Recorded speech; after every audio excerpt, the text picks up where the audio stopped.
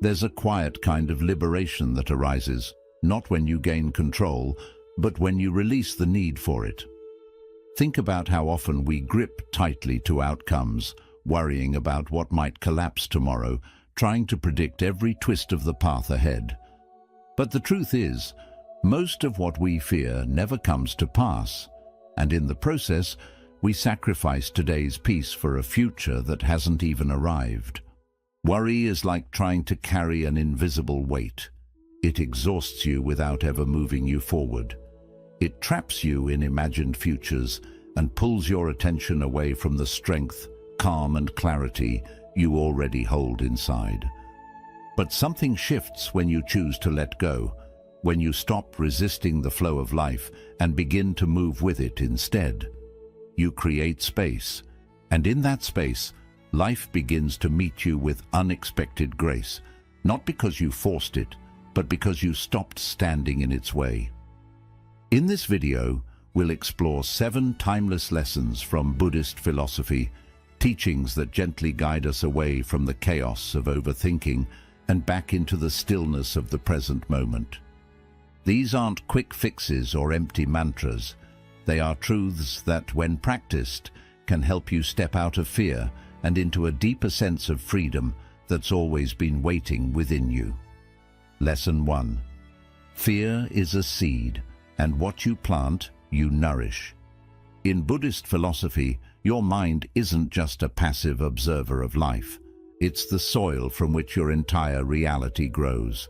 Every thought you water becomes a root, and fear, if left unchecked, doesn't just sit quietly in the background.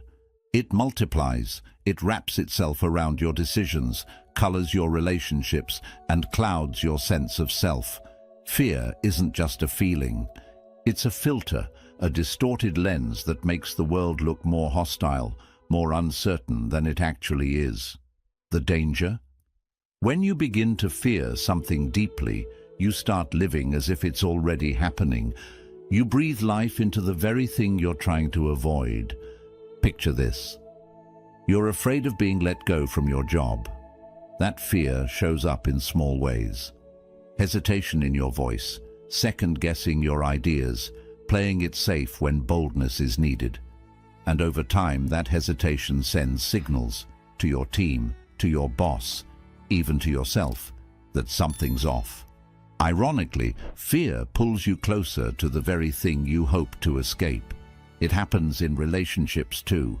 Fear of abandonment makes us cling, overthink, doubt every silence. And that tension, it doesn't build closeness. It creates distance. The relationship begins to crack, not because of what the other person did, but because fear was left to grow unchecked. But here's the truth. Buddhism reminds us of, your mind is fertile ground. It doesn't discriminate. It will grow whatever you plant: fear, anger, doubt or calm, clarity and compassion. You are not a victim of your thoughts. You are the gardener. And gardening doesn't mean pretending everything is fine. It means becoming mindful of what you're watering. When fear shows up, pause, take a breath, ask, is this thought building the life I want or slowly dismantling it? Fear thrives in the dark. But when you shine awareness on it, when you call it out, it loses its grip. You begin to see it not as a monster, but as a messenger, a chance to return to presence, a moment to re-choose peace. And once you do that, once you stop feeding the fear, you'll notice something remarkable. The world around you begins to shift. People respond differently, opportunities flow more freely, life softens, not because it changed, but because you did. Lesson 2. Real strength isn't in control, it's in surrender. In today's hyper-driven world, we're taught that strength looks like control. Master your routine, dominate your goals, force your future into shape, push harder, plan better, never let go. But Buddhist wisdom flips that narrative completely. It says, strength isn't about gripping tighter, it's about knowing when to release. Letting go isn't failure, It's clarity. It's recognizing that life is not something you can strangle into submission. It's something you must learn to flow with. You act with intention, but then you trust. Imagine trying to hold water in your palm. The harder you squeeze, the more it slips away. But leave your hand open, and it stays. That's what surrender is. Not passivity, not weakness, but the quiet strength of someone who has done their part and knows when to step back with trust. In Buddhist philosophy, surrender isn't retreat. It's a sacred collaboration with reality. You stop resisting every twist in the road and begin walking it with grace. You stop demanding that life obey your timeline and start listening to its deeper rhythm. And here's the miracle. When you stop forcing, your energy returns. The tension lifts, your mind clears. And suddenly the world looks different. The path ahead that seemed blocked, it opens. The people you needed, they show up. The answers that felt out of reach, they find you. Not because you chased them, but because you made space for them to arrive. True surrender is not the end of effort. It's the end of struggle. And in that space of release, you don't lose control. You discover a deeper power, a power rooted not in domination, but in alignment. When you let go of needing to control everything, you begin to realize you were never meant to carry it all alone. Lesson 3. Anxiety belongs to the future. Peace belongs to now. Buddhist wisdom teaches something quietly revolutionary. Anxiety can't survive in the present moment. It feeds off anticipation, off imagined futures and worst-case scenarios. It thrives in the mental fog of what if and what might go wrong. But here's the thing. None of that is real. It's all a movie your mind is playing in advance, a script that hasn't even begun. So the next time you feel anxious, pause and ask, where is my mind right now? Chances are, it's sprinting ahead, constructing stories, anticipating pain, trying to solve problems that haven't even happened. And while your attention is trapped in that illusion, you miss the only place where life is actually happening. Right here, right now. This moment, this breath is your anchor, and in this single breath, you are safe, you are whole, you are not drowning in the storm of what could be. You are resting in the stillness of what is. Buddhism calls this mindfulness, but it's not just a technique. It's a return, a coming home to your body, your breath, your being. And every time you return, you weaken the grip of anxiety. You stop pouring energy into a future that hasn't arrived and begin to reclaim your peace, one breath at a time. The mind is loud. It spins, warns, plans, panics. But the present moment, it whispers. And if you listen closely, it tells you the truth. There is nothing to fear right now. There is only this breath, this heartbeat, this quiet space where life meets you. Peace isn't a place you chase. It's a presence you remember. Lesson 4. Most of the weight you carry was never real to begin with.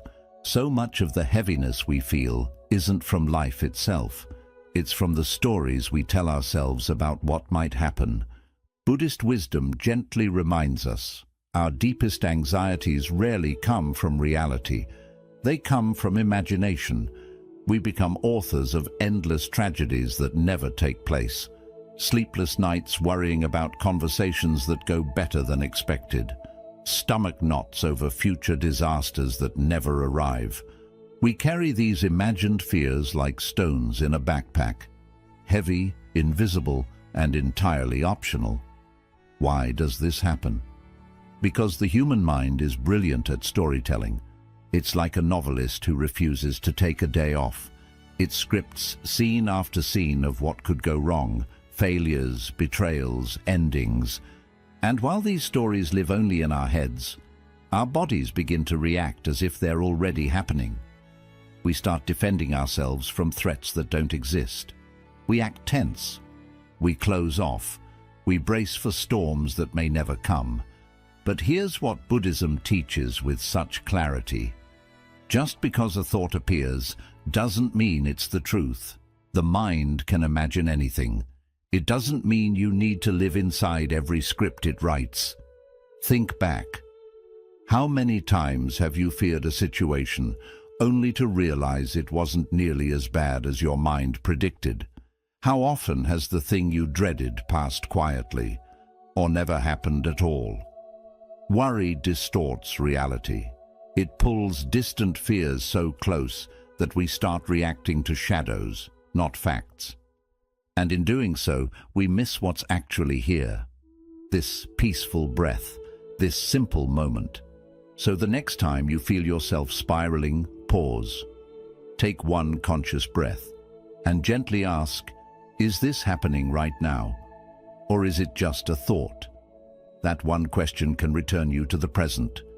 And the present is almost always gentler than your imagination. Let those imagined burdens fall away. You never needed to carry them in the first place. And once you stop living inside your mind's predictions, you'll notice life feels lighter, kinder, and far more real. Lesson 5.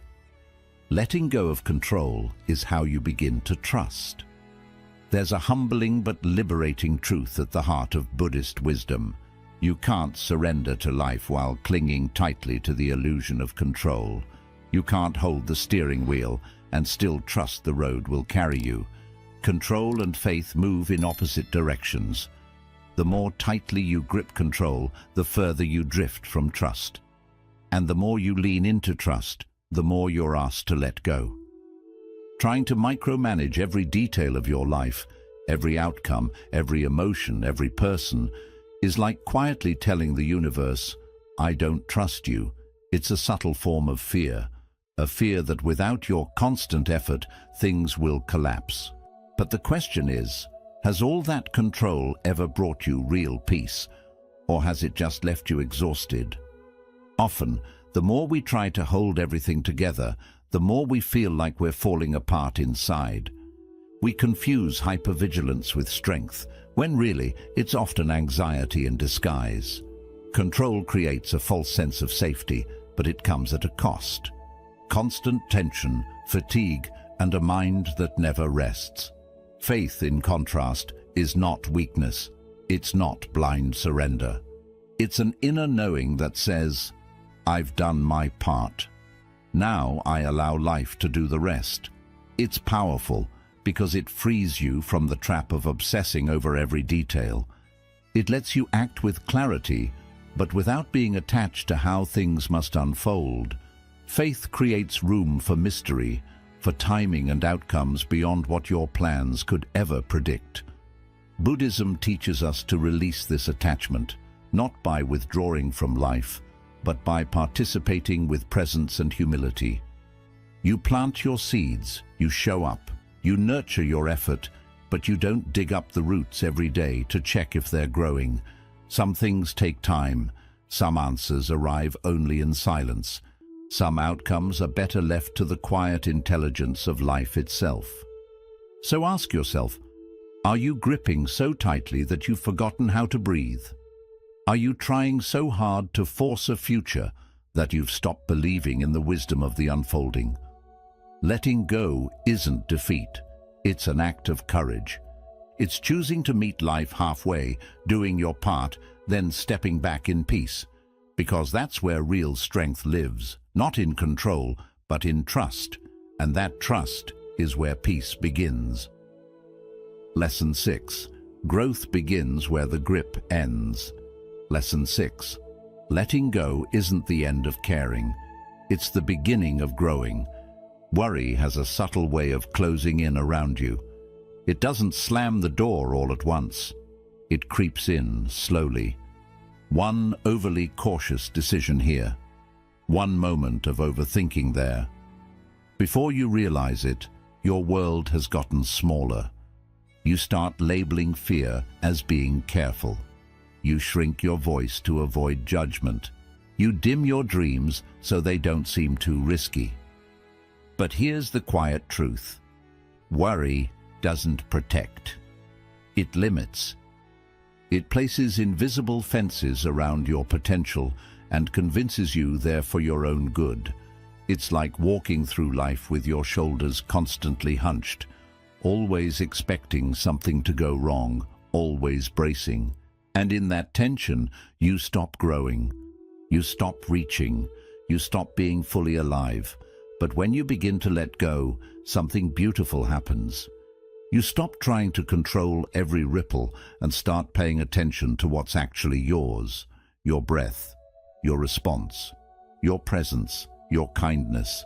You begin to shift from surviving to living, from managing life to dancing with it. Picture yourself standing in a flowing river. Try to trap the water in your hands and it slips away faster. But the moment you stop grasping, when you trust, when you float, the river carries you. That is surrender. That is growth. Letting go doesn't mean giving up. It means choosing freedom over fear. And the more you release the grip on outcomes, on old wounds, on imagined dangers, the more space you create inside yourself. Space for courage, space for joy, space to expand. Letting go is not passive, it's powerful. It's a bold return to the present moment where life is no longer something you embrace for. It becomes something you join in on. Ask yourself honestly, how much of your energy is spent worrying about what might go wrong? And what if that same energy could be redirected into creating something meaningful, into showing up fully in your relationships, into simply trusting the process? When you loosen your grip on how life should unfold and start moving in rhythm with how it actually is, something shifts. You no longer feel like you're carrying the world. You begin to feel carried by it. Letting go isn't weakness. It's the quiet courage to stop playing small, to stop hiding in fear. It's the moment you stop shrinking and start expanding, with openness, with trust, with a heart that's ready to grow again. Take a deep breath. Feel the space that opens up inside you. That space is where your freedom begins. Lesson 7.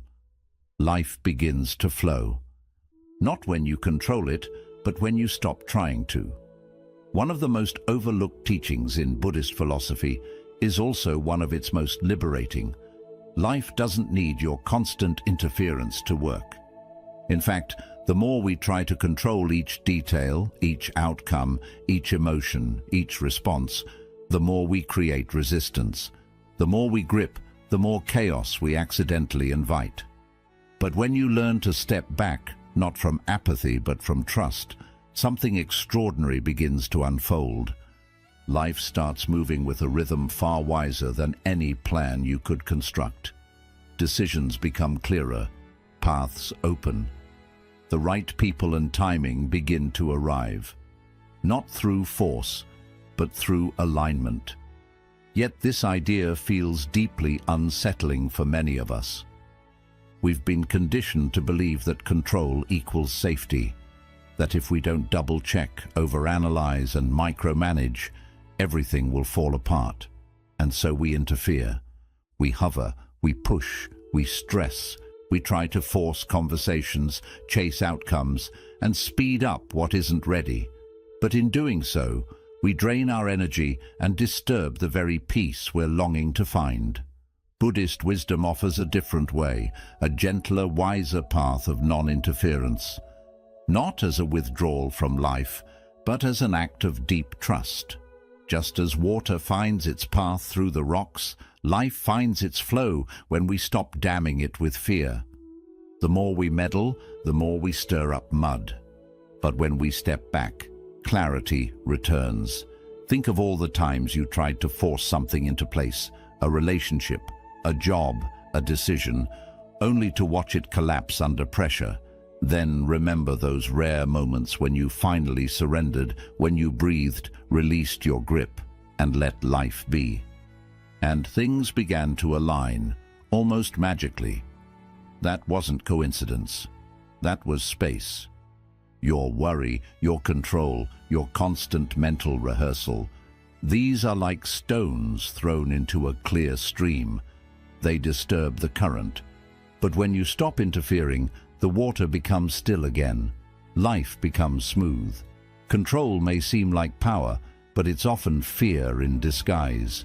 And fear, unchecked, robs you of the very outcomes you're trying to reach. So how do you shift? You begin with observation. Notice when you're clinging too tightly, checking your phone for the 5th time, overthinking a conversation, pressuring someone or something to move before it's ready. And ask yourself, what would it look like if I loosen my grip just a little? Non-interference isn't laziness, it's maturity. It means understanding what's truly yours to do and what's not. You plant the seed, you nurture it, but you don't rip it out of the soil to check if it's growing. Growth, real growth, takes patience, not force. Picture holding a butterfly in your palm. If you squeeze in fear that it will fly away, you'll crush it. But if you hold it gently, it may stay longer. And even if it flies off, it might come back because it remembers the safety of your open hand. This is how life works. The tighter you cling, the more things slip through. But when you create space, everything starts to breathe, and what's meant for you begins to grow. That's when the change happens. Life begins to support you, energy returns, and solutions appear. The right words, the right timing, the right people, they all start showing up without effort. You stop feeling like the world is on your shoulders, and for the first time, maybe in a long while, you feel supported. At the heart of our interference is often fear of losing, failing, or not being enough. But life doesn't expect you to be perfect. It asks you to trust, to breathe, and to let go of the idea that you have to do everything on your own. So, take a moment to reflect. Is there something you're holding on to too tightly? A decision you're pushing too hard? A conversation that keeps replaying in your head? Honestly ask yourself, what would it be like to let go? Not because you're quitting, but because you trust. Because when you stop pushing, you begin to receive. When you stop interfering, life starts working with you, not against you. You don't need to control every detail. Sometimes the wisest choice is to take a deep breath, do your part, and step back. Trust the flow. Ride the wave. Let life meet you in the space you create by letting go. You're not here to control the ocean. You're here to learn how to float. Bonus lesson: choose what matters, not what's easy. Imagine walking down a foggy path where the next step isn't clear and the air is filled with uncertainty. Most people stop right there. They turn back, not because they're weak, but because they've been taught to seek comfort over truth. But Buddhism teaches something different. It encourages you to keep moving forward, letting what truly matters guide you, even when the ground feels shaky. This is where many of us struggle. We confuse comfort with peace. But comfort isn't always peace. Sometimes it's just avoidance in disguise. It's choosing to stay where things are familiar, even if they're unfulfilling, because the unknown feels too risky. So we settle. We cling to habits that numb us, relationships that drain us, routines that keep us small, all in the name of safety. But here's the issue. What feels comfortable often keeps you stuck, while what truly matters calls for change. Growth never happens without discomfort. Wisdom doesn't come without asking difficult questions. And peace, the kind that comes from within, only arrives when we start choosing what's important over what's easy. Think of a seed buried in the soil. If it stayed comfortable, it would never break open. But by breaking, it starts to rise. It pushes through the earth, struggles toward the light, and in that struggle becomes what it was always meant to be. That's how the soul grows, not just in calm and stillness, but in the tension between staying safe and choosing to rise. In Buddhist thought, This is the path of right effort, not effort driven by fear or striving, but effort based on intention and clarity. It asks you, what do I value more, immediate relief or long-term alignment with who I truly am? Choosing what matters means showing up for your transformation even when it's uncomfortable. It means sitting with painful emotions instead of running away from them. It means stepping away from distractions and embracing presence. It means having difficult conversations, setting boundaries, walking away from things that don't align with your path. Not because it's easy, but because your peace depends on it. This path won't always feel good. It may not always feel clear, but it will always feel true. So ask yourself now, what in your life feels comfortable but is quietly stealing your peace? What are you holding on to out of habit, fear, or familiarity? And what would it look like to choose differently, not recklessly, but thoughtfully? Choosing what matters often means choosing stillness over speed, silence over noise, integrity over approval, presence over escape. And in those small, quiet choices, we begin to change, not just how we live, but who we become. You are not here to remain small. You are not here to stay safe at the cost of your soul. You are here to wake up, to grow, to unfold, to return to the simplicity of your inner truth. The journey may not be easy, but it will be worth it because in the end, comfort may keep you warm, but it won't set you free. Choosing what matters will. So today, take a breath, honestly look at your life and ask yourself, not what feels good, but what feels right. Then trust that answer, however uncomfortable it may be, because that is the path, that is the practice, and that is where peace begins. Conclusion. So now, the question isn't, what do I need to control? It becomes, what am I finally ready to release? Because true freedom doesn't come from holding on tighter. It comes from the quiet courage to let go, not carelessly, but with clarity, not in weakness, but with trust. If these lessons have resonated with you, take a moment right now to pause, breathe, reflect, and gently let go of something you've been holding that no longer serves you. It might be a fear, a belief, or an old story that's kept you small. You don't need to change everything at once. Just begin with one breath, one decision, one small act of trust. If this message gave you clarity or peace, consider liking this video to support the channel and let the algorithm know it matters. Share it with someone you care about, who may be quietly struggling to let go. And if you want more wisdom rooted in Buddhist philosophy, mindfulness, and inner strength, subscribe to the channel. Each week we'll walk this path together, towards stillness, toward presence, and toward a life lived more lightly. Because when you stop forcing, life begins to move, and when you trust it, it starts to meet you right where you are.